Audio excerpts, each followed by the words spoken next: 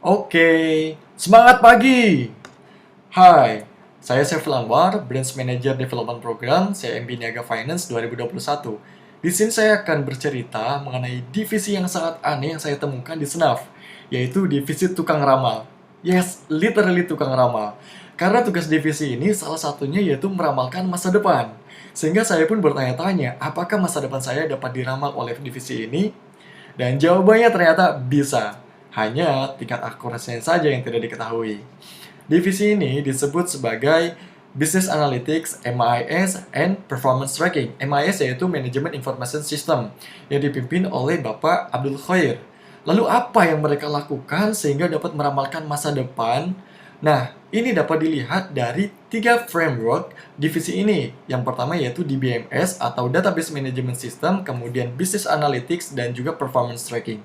Nah, tugas dari divisi ini yang pertama yaitu mengumpulkan data, menyatukan data, atau sentralisasi data dari semua akun nasabah yang masuk ke pada Senaf. Nah, ini biasanya masuk ke DBMS atau Database Management System sebagai toolsnya.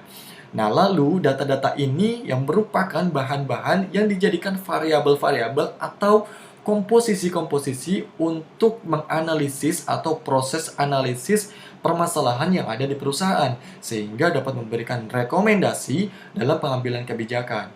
Satu data belum dapat menentukan kebijakan, namun ribuan data dengan ribuan jenis yang berbeda dengan volume yang sangat besar dapat menghasilkan kesimpulan untuk menentukan prioritas kebijakan perusahaan di masa yang akan datang.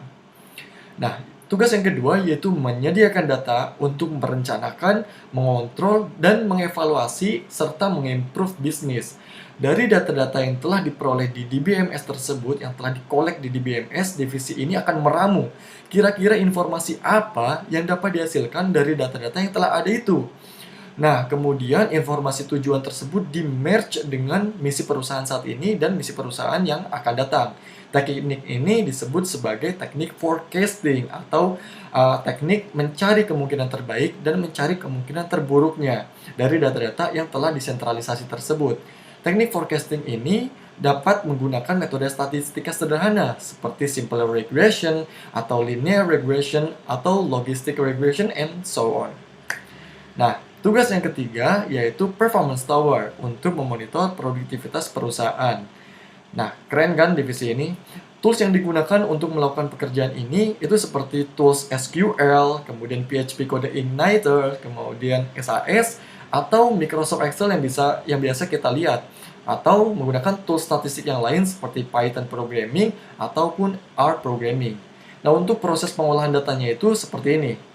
Nah, yang pertama itu API and spreadsheet data dari DBMS itu kemudian dipreparasi atau disiapkan untuk proses selanjutnya yang kemudian dianalisis dan data diproses menjadi data yang sangat berguna atau dataset yang berguna.